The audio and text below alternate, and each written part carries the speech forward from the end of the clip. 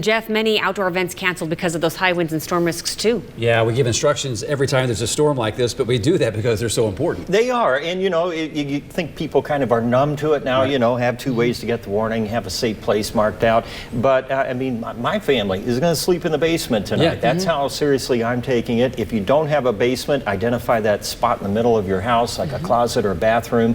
Basically, get away from windows, as many walls between you and the outside as possible. Bremen, Sacramento, please stay in your tornado shelter. All the lightning is on the northeast, so the worst part of the storm will be after you see a lot of the lightning. It's back in the middle part where the rotation is. We're seeing a lot of lightning north of Hartford in Beaver Dam. Look at this storm, it's grown. You see right in the middle there where the areas there in red, that's a well-established updraft that's lifting up over almost to 30,000 feet. Typically, your hook or your tornado would occur in the southwestern edge of a severe thunderstorm or supercell. Right over Hartford, Jeff, these are where these winds are coming together. So you go into Hartford, north there at Beaver Dam. These are very busy areas, Interstate 165, Highway 69. Where is this going? It's racing off the northeast. This looks like a funnel, but is that a second funnel right there? Double-barreled action right here. You Yeah. have two, multiple, because you have one large vortex, they can spawn multiple tornadoes. The reason we're looking at these pictures is that is the same system that we'll be working in overnight tonight.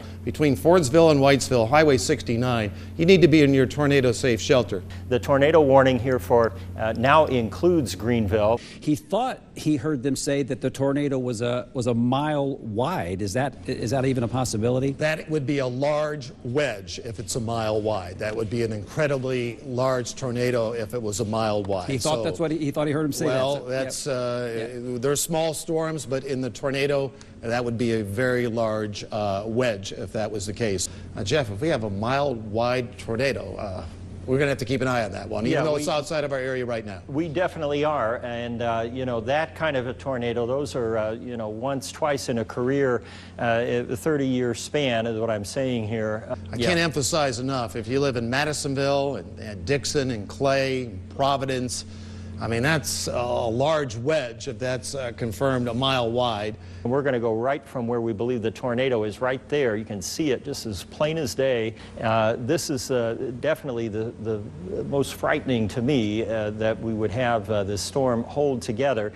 And we're making assumptions here, but I think it's a safe assumption that this thing could conceivably hold together and make it all the way up into Hopkins County and perhaps the rest of the tri-state. This is our sister station in Cape Girardeau. He's tracking the same storm that Byron and I have been looking at. Into Eddyville, and then you get up into Dawson Springs. I mean, that's large by any stretch there. So that fits, could be a mile wide. That is just it's in contact with the ground, obviously, and it's being backlit there, but that's a gigantic tornado. Our news director just informed me that our Cape Girardeau station was reporting that tornado has been on the ground, the one you're showing, and the one I'm going to show you now has been on the ground. And there we go now for Hopkins County, and this is for that tornado warning. It has been on the ground for 150 miles. A long track tornado will probably turn out to be high-end EF3 or EF4. Please, if you know people in Hopkins County, call them. Tell them to get into shelter now, and if you're in a mobile home in Hopkins County, you got to get out and get to a public shelter. Go someplace where you have substantial structure around you, if you can. But you've got to do it now. You've got time, but it's moving fast. It's going to be up here close to Dawson Springs. That thing is a monster. It is dangerous, and you need to heed the warnings now while you can. There are about 14,000 people in the path of this storm. This is a tornado on the ground, a large, destructive tornado, deadly. We've had fatalities back around Arkansas. I mean, look at that. It's being backlit either by some lightning or some street lightning out there as well. It's an incredible picture, but it lets you know, I mean, this is still, it's not lifted or anything. It's still holding together. And Hopkins County, Dawson Springs, please get to your shelter. Jeff. Yeah, we can't say it enough, and we need to really emphasize here, this is the real thing. You saw the pictures, we know about the damage, we know the path that it's on, so this is the time now to move. It has not fizzled for 150 miles. That is an incredible length for a tornado to be on the ground. I think I've said this only a few times in 33 years here. I've never seen anything this strong here. Never. Multiple meteorologists are calling out Dawson Springs. Madisonville will be next. Yes. Large wedge on the ground, perhaps 1 mile wide, over Princeton, Kentucky, Dawson Springs, you get up towards Beulah, Arlington, Morton's Gap, St. Charles, you guys will be under the gun there again, into Nortonville as well, and then into Madisonville, especially out towards the west end of town. Look at the size of the hook on here. I mean, this thing is like textbook supercell long track tornado. You see that bright area there, that very dark area, that's the debris ball, and then you have this circulation going, winds coming in this way, feeding the tornado energy. The picture of it from a three-dimensional view, and you can even see some very strong returns, possibly debris aloft within that storm, up at 20,000 feet or more. So this is a big one. It's right on Dawson Springs. Right on Dawson Springs. Dawson Springs, we've been calling that town out now for quite a while, and then portions there, just all of Hopkins County. A large tornado there just to the south and west, coming right into Dawson Springs. I realize we're very tight on that, but as Byron has been emphasizing over and over, Dawson Springs, you've got to be locked down right now. If you are not in a safe place right now in Dawson Springs and this thing holds together, there will be fatalities there. This is down right smack into Dawson Springs. See the rain around the spinning core. On the northeast part of the storm, it looks like a kidney bean there, or a backward C right over Dawson Springs. Byron, just for clarification, that bar that you're seeing on there, that is the way the Weather Service indicates a dangerous tornado, and we're looking at potentially a tornado emergency, meaning widespread damage, fatalities, injuries, and such as it moves across Dawson Springs and then up the road here toward Arlington. Please, in these areas right now, especially from Arlington back to Dawson Springs, anything in that region, Interstate 69, Highway 112, 109, all those spots, we have a large tornado coming up, mile wide at times. And that's where the action is, just out to the west there, And at the this is- downtown area in downtown Madisonville. But the worst of it is right up over Dawson Springs. There's looking to Madisonville. Look at all the lightning there. That's lightning that generally is going between the clouds there. And now, wow, a lot of electricity in the air. If you're in Madisonville, especially out on the west side of town, you want to get to your tornado-safe shelter. Should already be there, but you still have time. Now let's go back to Doppler radar. Dawson Springs, tornado from Princeton all the way up to Dawson Springs, just working towards Madisonville. But the worst of that cell is in downtown Dawson Springs. But now is the time. It's too late. If you haven't gotten to shelter, a better place for shelter than just wherever you are. Get away from windows, wrap in blankets, bicycle helmet on, whatever you have to do. But hopefully you are in a safe place right now. This is a kind of rural, hilly area out here. It's raining, it's dark, you're not going to see anything, so don't look. Go to the basement or get into a safe place now. If you're in a mobile home in southern Hopkins County, go to a neighbor's house, family, public shelter, any place, but you've got to get out.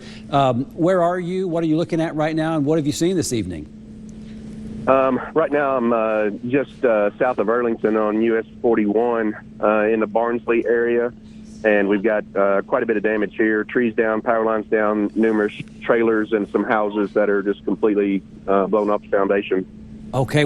There's been some injuries in this area. We've actually dug through some rubble and were able to extricate some people from some locations. And then I know Dawson Springs has been hit pretty hard as well. I've got people down that way as well. Okay, what can you tell us about the number of injuries and the extent of the injuries? We're still trying to assess that right now. And right now, there's a train that has been turned over with the wind that came through here, the tornado that came through here in this area as well. So we're trying to assess what type of material we've got on that train as well, working with CSX on that. Injuries-wise, what we've seen in this particular area has been minor. I know that in Dawson Springs, I know there's some injuries there, but I don't know to the extent of them either. There were 2 children in this Barnsley area that were missing, and they were actually found in a bathtub, not where the house was originally standing. From the good Lord above, they're okay, and they don't appear to be hurt at all.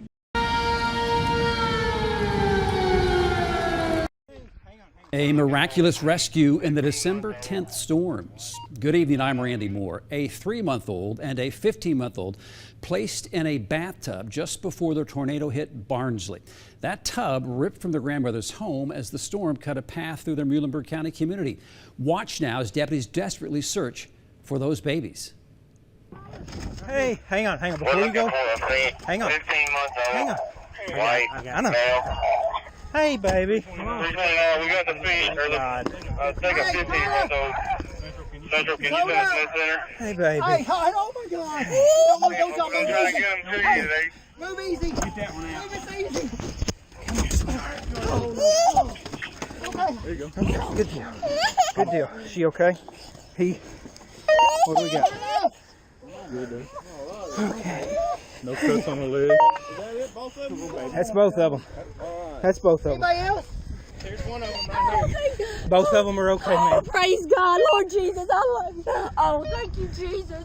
Just get in the car with him Oh, and thank you, Jesus. get him dry, okay? Yes, thank you, Jesus. And look here. Here's the little one. Yeah, coming right thank here. you, Jesus. I told you we'd get them. When Clara Lutz learned a tornado was about to rip through her neighborhood, she and her grandchildren were forced to take shelter in the bathroom. She describes what happened next as nothing short of a miracle. Clara Lutz watches her 15-month-old and 3-month-old grandchildren every weekend she can. On Friday night, when a tornado was just miles from her home, she did everything she could to protect them. She got them in the bathtub with blankets, pillows, and a Bible. I felt the rumbling. I felt the shaking of the house. Next thing I knew, the tub had lifted and it was out of my hands. I couldn't hold on. Oh my God. The tub ripped out of the floor with the 2 babies inside. With the darkness from the tornado, Lutz feared they were gone. I was looking everywhere to see where the tub may be. I had no clue at all where these babies was. All I could say is, Lord, please bring my babies back to me safely. Please, I beg thee. Her entire house stripped down to the foundation. In the chaos, she says the water tank from the tub hit her in the back of the head. Still, she went outside and searched for anyone who could help. And in her yard, the bathtub, upside down on the grass. Sheriff's deputies found it, and underneath, the babies. The sheriff come down. I got in the sheriff's car right down at the end of my driveway. They opened up the door and brought me Caden, my 15-month-old. It wasn't long after that they brought baby Dallas, my 3-month-old, brought him to me. He had a big old goose egg on the back of his head. We didn't know what was wrong. Lutz says Dallas had bleeding on his brain. He was taken to Vanderbilt Hospital in Nashville, but before he even arrived, she says the bleeding stopped. Well, Lutz tells me the baby's parents live on the north edge of the county, and their house was almost untouched by the tornado. But she doesn't care about the material loss, and she tells me she credits God for saving her grandchildren's lives. For now, I'm live in Hopkins County. Jordan Yaney, 14 News. A Madisonville man got a text from his mother in Dawson Springs saying, "I love you." It was the last communication he would ever have from her. The mother, Marcia Hall, and her sister, Carol Grisham, were in Hall's home when the tornado came violently churning down School Street. Billy West rushed to the neighborhood. His mother's house was gone, but he could not find her or his aunt until the next morning. And we found them Saturday morning about probably 75 to 100 feet away from the home together. Yeah, you showed me the house. The foundation is all that's left, and there's a car sitting where your mom's kitchen was. Yes, that's, and I think sometimes I'm like, Mom, if y'all could have just got in the car, looking at the car versus the house, she may have been here, but, God only knows. The further we get from the tornadoes last weekend, the more stories we learn of people surviving and coming face to face with tragedy. Robinson Miles joins us live after meeting with one man trying to cope with losing a child. Randy, all the people I've talked to since the tornadoes this past weekend, they're trying to strike a balance between being grateful for surviving and all that they have and being sad for everything they've lost. And that's even true for someone like Doug Kuhn, who's trying to find his way through having lost his 2-month-old daughter. This is what's left of Doug's mother-in-law's house, where he and his family went to weather the storm. They thought it would be safer since they live in a mobile home. They were secured in the bathroom, and they're still not sure if the house was dragged away or picked up and dropped nearby. After making sure their other 2 boys are okay, they thought they were in the clear. I thought everything was good. You know, in my mind, hey, we're all gonna make it. We're all beat up, but we're gonna make it. We all just lived through this. Then they noticed their daughter, Oakland, wasn't herself. She was life-flighted to Evansville and then to Louisville, where doctors told them if she lived, she would be brain dead. Doug and his wife decided together to remove life support. You know, I can't sit there and watch her suffer like that. I mean, she can't either. It's not hard to see how much Doug loved her, and he thinks of her as exceptional. She was an angel, man. She really was. She was the best baby. Like, no matter what kind of day I was having. I'm sorry.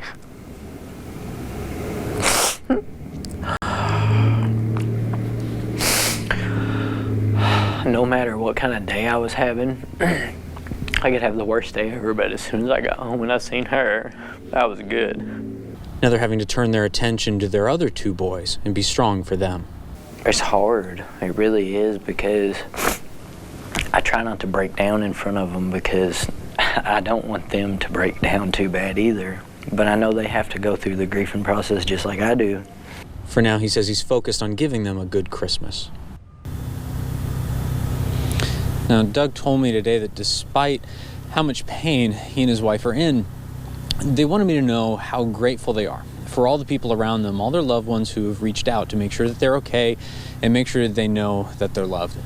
Reporting live in Dawson Springs, Robinson Miles, 14 News. Well, Jessica Costello talked to one man in Dawson Springs who says he is just happy to be alive to tell his story.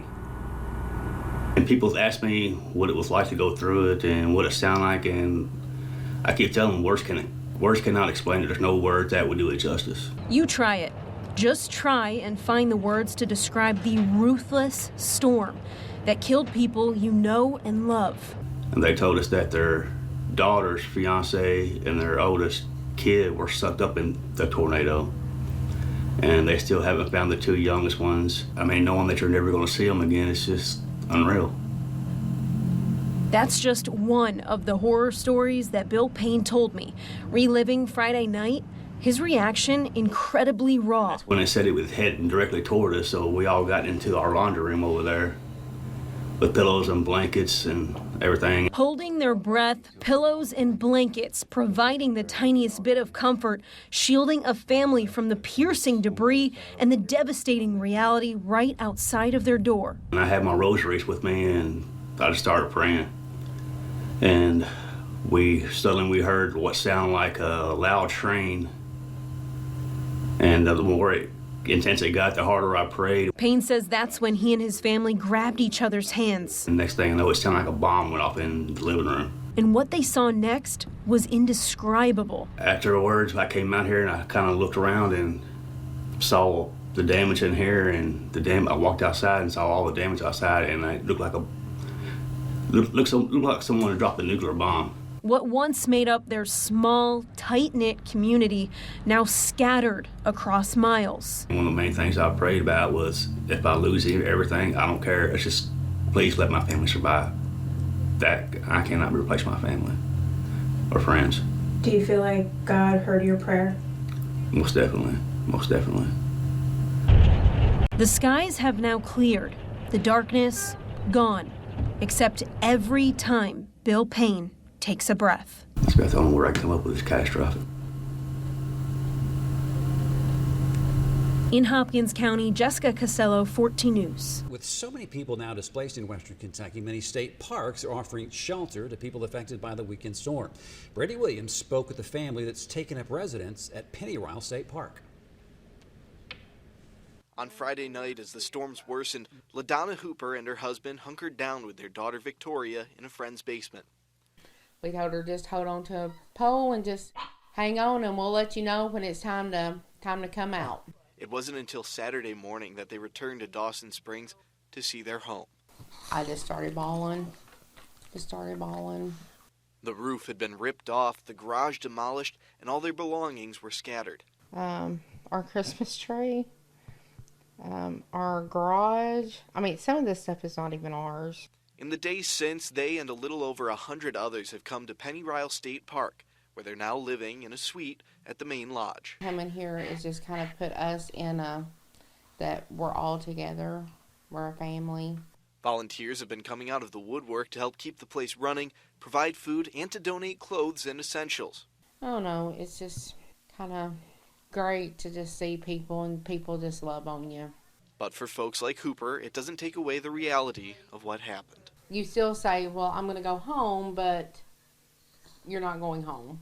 The Hoopers know they're going to be staying at Pennyrile for the next 2 weeks. Then we'll have to find someplace else to go. Do you know what the plan is yet? We don't.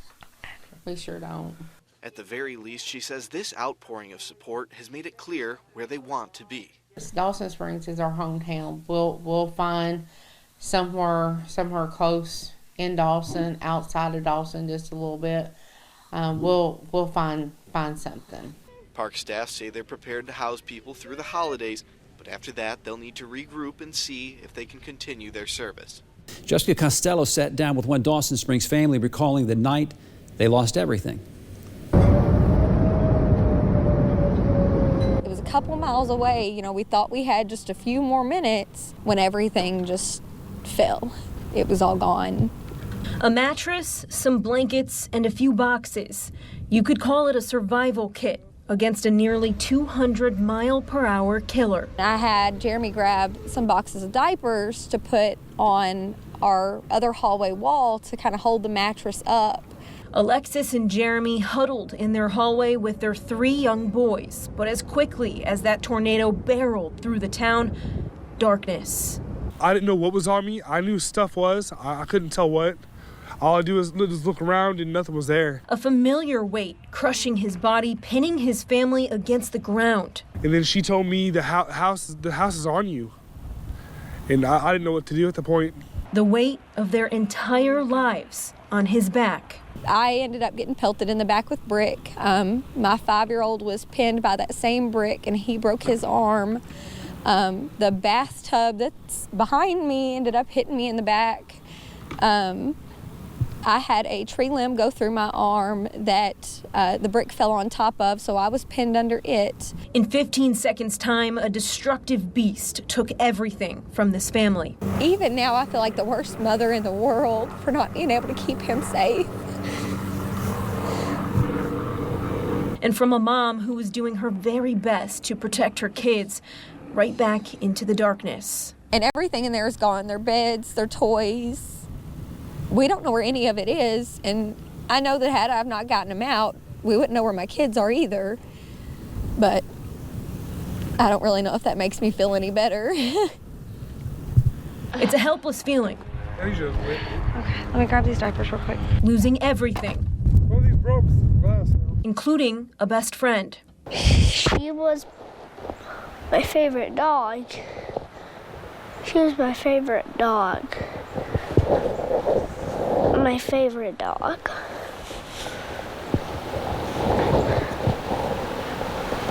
It's okay. A small embrace from Mom. We'll get through this, okay? Okay. I promise. I love you. Masking some pretty heavy feelings for a 5-year-old. It was bad. I'm not sure how we're still here. Now it's time to start over. Holding on to their memories now covered in dust, forever reminding this family of a horrific night. This right here just showed us that you never know when your last second is going to be. Many people lost their lives. In Hopkins County, Jessica Costello, 14 News.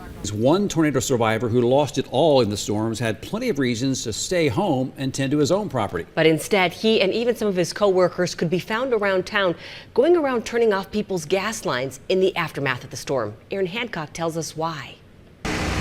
Dawson Springs is home for John Blaylock. He was born and raised in the small Hopkins County town, so when the December 10th tornado plowed through his hometown, it hit hard. Usually it goes to the north or south of us, but it didn't this time. It come just more or less right down Highway 62. It hit that area really hard. Blaylock's home was destroyed, along with almost everything in it, but thankfully, he and his family survived. We took shelter inside of we have a basement in our house, and that's what was left was the basement of the house. It took a shop, my dog kennels, it took everything. Now, Blaylock holds a pretty important job in the area. He's the superintendent of the South Hopkins Water District, which supplies water to over 3,000 customers, so he knew he had to take action. I went through the neighborhood turning off gas lines because I was afraid, look, we made it through the tornado. Now we're going to, have a major explosion on the street. That was one of my fears, that we was going to have a fire and no water to put it out. Blaylock didn't act alone either. His co-workers also dropped everything to help. We have 285 miles of line in 2 cities we supply water, and they're looking at me for that to happen. And luckily we had the resources behind us and the people that come and help. There's no I in team. It was a group effort. And despite seeing his hometown and own property turned upside down, he's keeping a positive attitude. Dawson is it's home, and it's all family here. Everybody's going to help everybody. So there is hope. We'll be okay. We will rebuild. President Joe Biden says he has some special plans to honor a Dawson Springs young woman who's graduating from the University of Kentucky tomorrow. Lisa Feinstein spoke with Abigail Parker today. She's live in Dawson Springs now.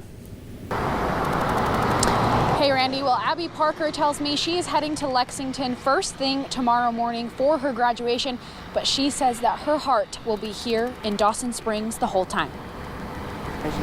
Abby Parker is all smiles in her alma mater of Dawson Springs High, despite the heartbreak outside the school's doors. I've been crying for days. It's just, when you look around, because I grew up here, lived here my whole life, and you know where everybody lives and who everybody is, and so to just drive down the same streets and see all those houses gone, all those buildings gone, it's just heartbreaking. The school has turned into a donation site for people in need. Parker's been helping here all week because her apartment is gone. She took shelter at her parents' house, which thankfully didn't take as big of a hit. We were able to salvage a lot of my clothes and stuff, but all my furniture, like all the little decorations and all of that stuff, is all gone. During President Joe Biden's Wednesday visit to Dawson Springs, he called Parker up to the podium to honor her for a big achievement. She graduates from University of Kentucky this week. Abby is here, and we're going to figure something special for her graduation day. But imagine that. This Friday, she graduates from UK. Yeah, it was super cool. My Nana, actually, she told him that I was graduating, and he gave me a big hug, and he actually had me write down my phone number so he said he was going to do something special for my graduation. It was really awesome. As big as her accomplishment of graduation is, she says she'd rather be at home helping. It's not necessary that I go, but my parents really want me to go. So I'm going to go up there anyway, just because they say that I'll regret it later, and I probably would. So I'm going to go, but yeah, my heart is still going to be here, so I'm going to be thinking about. The amount of donations at the school is overwhelming, but Parker isn't surprised. She says their community knows how to come together during heartache. A couple weeks ago, we lost one of our own, Logan McKnight, and so we were already all kind of together after that, and then this happened. It's just been one thing after the other, and so to see everybody kind of coming together and helping everybody has been really awesome. Abby is graduating with a liberal arts degree. She hopes to go to graduate school and then become a school counselor at her own alma mater. I'm reporting live here in Dawson Springs. Lisa Feinstein, 14 News. Like many organizations, the Morganfield Police Department has been helping with the recovery effort down in Hopkins County. We've done everything from recovery of a deceased body to straight line searches yesterday, walking through creeks and places where houses used to be. But while they were there, something caught their eye. Little Emily White opening gifts outside her home. My mom was worried that the presents were going to get ruined, so Mom's like, well, we're just going to come out here and we're going to open the gifts. And I reckon he's seen them doing that, and so that opened up his heart, you might as well say. To come across folks like Chad Lee and his daughters, just watching her face, watching her unwrap those presents, and her sister too. When we walked away, we all looked at each other and said, man, we've got to do something. And almost immediately the idea of a toy drive came up. So Morganfield police posted it on Facebook, and their community came up clutch. In 2 days, there was enough money donated to buy $10,000 worth of Christmas gifts for any children who wanted them in the Dawson Springs area. Just so happens, being the chief of police, some of the perks is you know who Santa Claus is. So we called him. He was willing to load up, come over here and visit these kids a little bit early. We wasn't sure if we was going to be able to have Christmas ourselves, and we was able to have it, thankfully, for complete strangers stepping up to the plate whenever it really counted.